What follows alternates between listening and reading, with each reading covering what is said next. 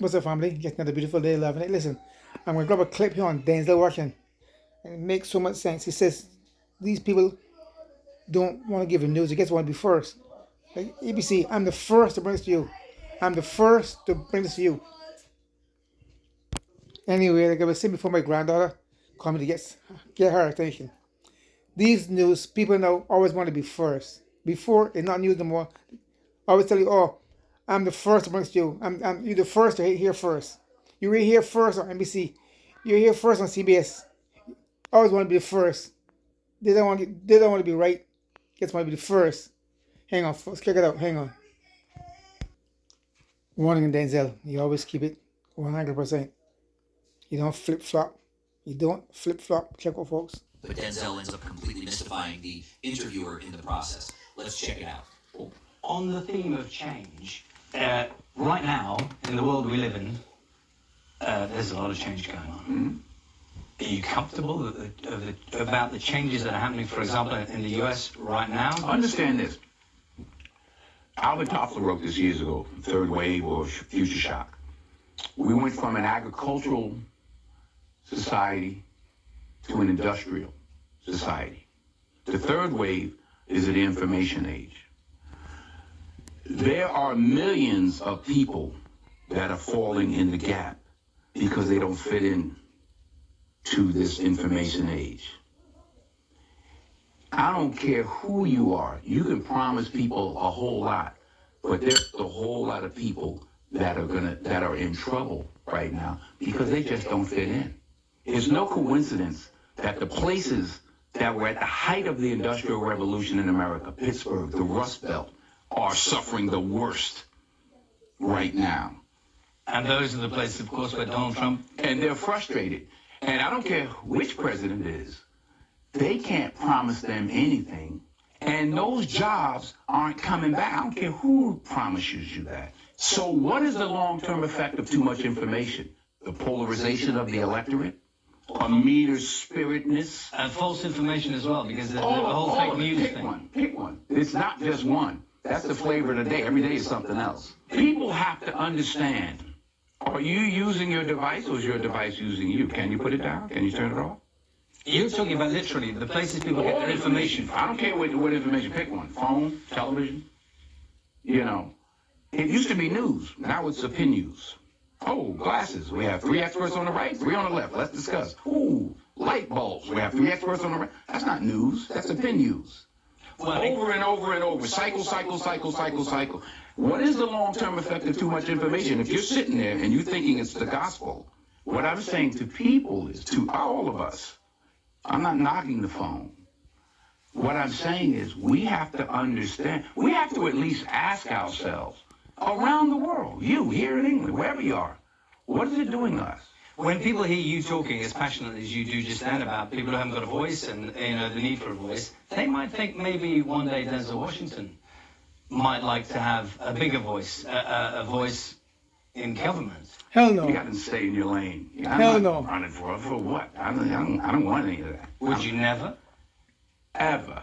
If you don't read the newspaper, you're uninformed. If you do read it, you're misinformed. What do you do? That's a great question. What is the long-term effect of too much information? One of the effects is the need to be first, not even to be true anymore. So true. So true. What a responsibility you all have to tell the truth, not just to be first. Exactly. To tell the truth. We live in a society now where it's just first. Who cares? Get it out there. We don't care who it hurts. We don't care who we destroy. We don't care if it's true. Just say it. Sell it. Anything you practice, you'll get good at. including BS. So true. So true, Denzel. So true. But you heard me? Does that make sense? You know, incarceration rates in America has been a problem, especially as opposed to minorities.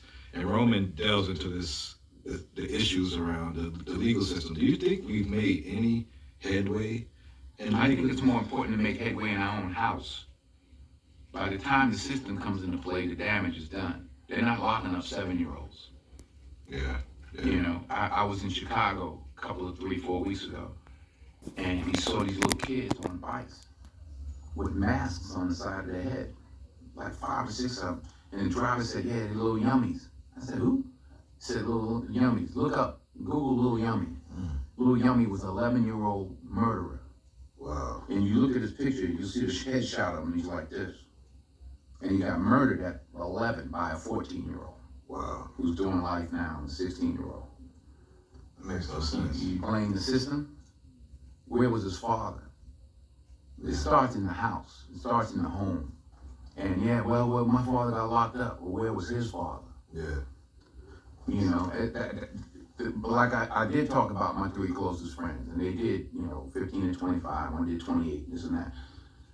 I was the only one of the 3 that had a father in my life, even though my parents were together. But I still had a father who was a gentle man and a good example, and they didn't. We can blame the system if we want, but they didn't lock any of us up at 7. Yeah. We were all doing enough to get locked up at 13.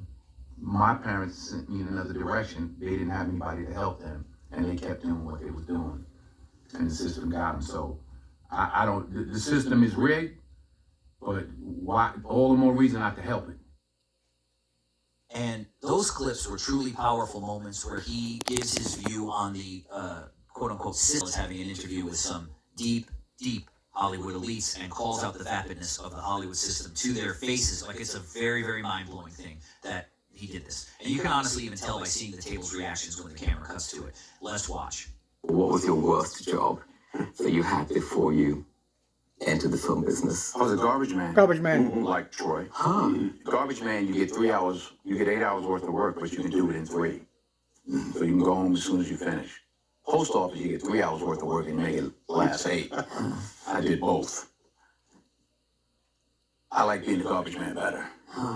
But they weren't bad jobs. It's like people say, oh, the difficulty of making a movie. I'm like, let's send your son to Iraq. That's difficult. It's just a movie. It's like, relax. I don't play that precious nonsense. Oh, no, get out of here. Your son got shot in the face. That's difficult. Making a movie is a luxury. It's a gift. It's an opportunity, and most importantly, it's a gift. Obviously, everybody here is talented enough to do that, but don't get it twisted. It's just a movie. It ain't that big a deal. Does faith require activism for us to be active? Well, you have to use your gifts. Faith without works is nothing. So not everybody has to be an activist. A woman prophesied years and years ago that I would travel the world and preach to millions of people. And I remember, and I have traveled the world. I don't know if I'm a preacher, but through my work, I've spoken. And now I try to speak more in public. But You already have a pulpit. so, he didn't say stay in your lane, but so try to be an agent for good. That's what I'm all about now. I'm in the service business. That was Denzel keeping it 100%. Keeping it real. Folks, be loving and kind and giving and humble. And don't think you're more than anybody else. Just ask for wisdom, knowledge, understanding, and clarity and peace of mind. Love, laughter, joy, and happiness. And be loving and kind. I'm out here. Peace out. Lots of love. Share, like, subscribe, leave a comment. I'm out of here.